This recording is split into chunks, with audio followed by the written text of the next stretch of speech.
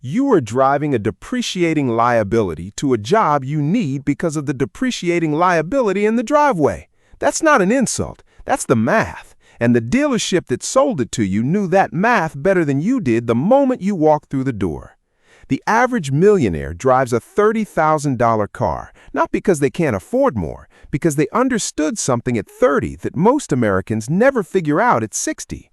Every dollar sitting in a car payment is a dollar that cannot compound, and compounding is the only mechanism that actually builds wealth, not income, not hustle, not grinding harder. The gap between the millionaire and the man who can't retire is almost always measured in car payments. The average new car in America costs $48,000. It loses 20% of its value the moment you drive it off the lot, not over a year, the moment. You sign the paperwork, hand over the down payment, pull out of the dealership, and you are already $9,600 underwater before you hit the first red light. By year 5, that same car is worth roughly 45% of what you paid for it. The dealership knew that when they handed you the keys. They were counting on you not running that number until it was too late to matter. The millionaire ran it first, before he walked in the parking lot on his phone. He knew that a 3-year-old Toyota with 40,000 miles had already absorbed the worst depreciation hit and had a decade of mechanical life left in it. He bought that car. You bought the new one. That decision alone is worth tens of thousands of dollars over a lifetime, and it happened before either of you said a single word to anyone inside that building. AutoNation operates over 250 dealerships across the United States, and their finance and insurance department is the most profitable room in every single one of them. In 2024, they averaged $2,500 in finance and insurance gross profit on every vehicle sold. Not profit on the car, profit extracted after you already said yes to the car. By the time you reach that room, you've already picked it, already fallen in love with it, and already told your brain you're driving home in it tonight. The finance manager knows that. There are no windows in that room. Picture a second price tag hidden on the back of every contract in that building. That's back-end gross. The extended warranty, the gap insurance, the paint protection package, the tire and wheel coverage, and the credit life insurance. Each one is a margin line on a spreadsheet that has nothing to do with protecting you. The paint protection costs the dealership $40. They charge you $800.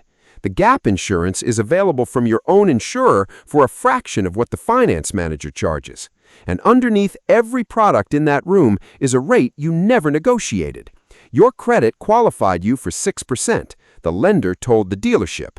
The dealership told you 8%.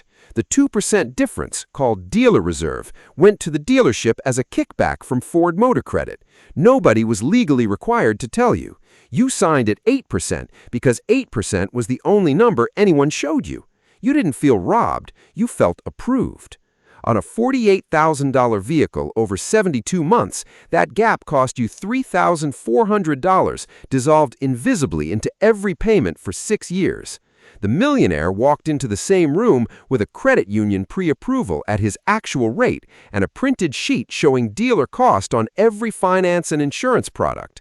He handed both across the desk without saying a word. Ford Motor Credit never got in the room. The finance manager moved on in 4 minutes. $2,500 in back-end gross and $3,400 in dealer reserve stayed in the millionaire's account.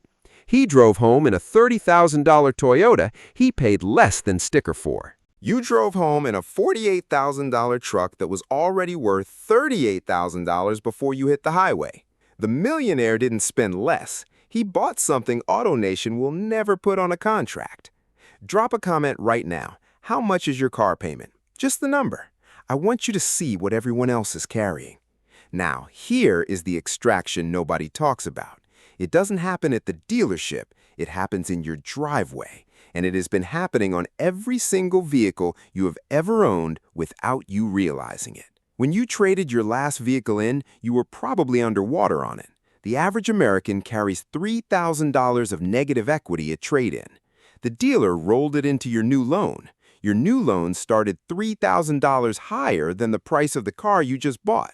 You drove off the lot already underwater on a vehicle you owned for 45 minutes. That debt didn't disappear, it transferred. It has been transferring from vehicle to vehicle your entire driving life, and the only person who knew was the finance manager with the keyboard. That's not the worst part. The worst part is the envelope. 3.5 years after you bought that truck, you're standing in your driveway holding a glossy mailer with a trade-in offer inside. It arrives 60 days before your loan hits zero. Dealerships purchase payoff data from lenders. The mailer fires inside a 90-day window before your zero date because a customer with no payment is a customer who might start doing math. They didn't send it because they care about your equity. They sent it because you are about to become free, and free customers don't sign new contracts. But there's something else they're counting on. Your truck doesn't look the way it did 3 years ago. Not because it changed, because they made sure the new one looks better. The new grille, the bigger screen, the redesigned interior. Ford spent money making the 2025 F-150 look different from the 2022, specifically so the man who bought the 2022 would feel like his truck was dated. That is not a styling decision. That is a retention strategy with a model year attached to it. Your truck works perfectly. It just doesn't feel like it does anymore. That feeling was engineered. You opened the envelope. You went back in. You rolled $3,000 of negative equity into the new loan. The finance manager called it a seamless transition. Your statement called it a starting balance higher than the price of the car you just bought. The clock reset. The payment restarted.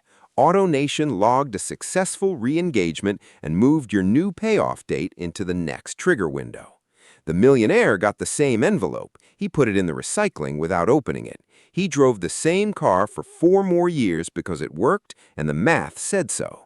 He automated $700 a month into an index fund the day his last payment cleared. By the time he finally bought another car, he had $33,600 sitting in that account.